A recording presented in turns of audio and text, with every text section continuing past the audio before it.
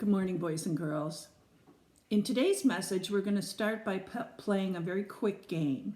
It's called Follow the Leader. You've probably played this before at school or at home, and we're going to play 2 rounds. I'm going to be the leader, and I want you to follow me. Okay, I'm going to do some things with my hands, and I want you to try to imitate, just like we were in a mirror. Ready? First thing. In dance, we used to call these jazz hands.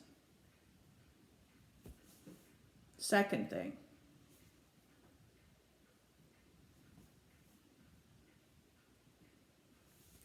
And the third thing.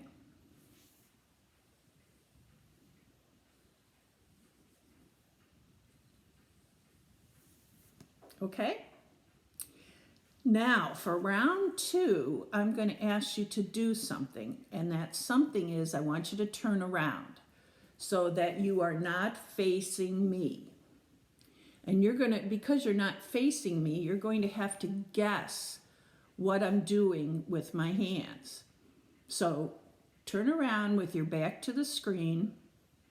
No peeking. And let's start. Okay, first do this.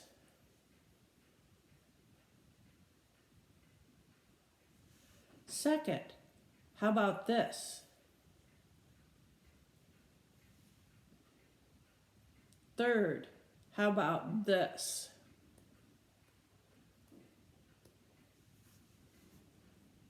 Okay, now you can turn around and face the screen.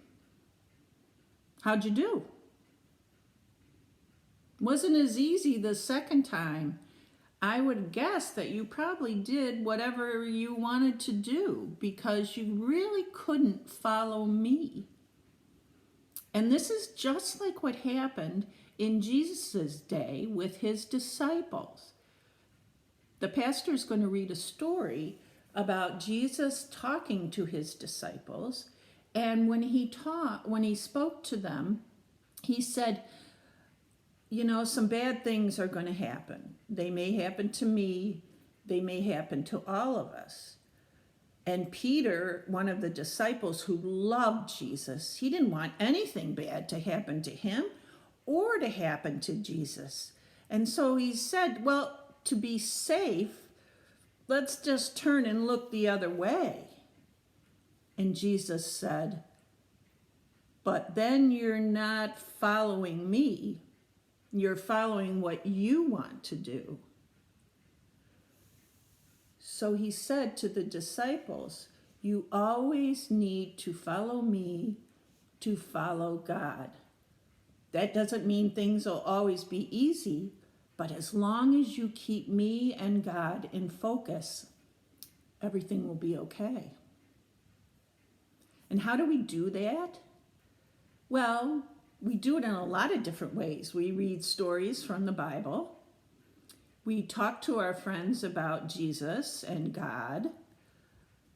We come to church, whether it's virtual or in the sanctuary.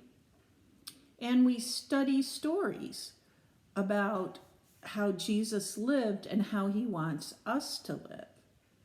So that's how we can keep the focus of Jesus right in front of us. Another way we do it is through this. Many people wear a cross, or you might have a cross in your house. I have one that somebody at church made that I put out at Easter time, and it reminds me when I'm thinking about doing what I want to do and not following Jesus, it reminds me that I need to follow him. So, that's the good news for today. Would you say a prayer with me? Dear God, thank you for Jesus, who shows us how to keep our eyes on you, God, and the cross. Amen. I hope you have a great day and a great week.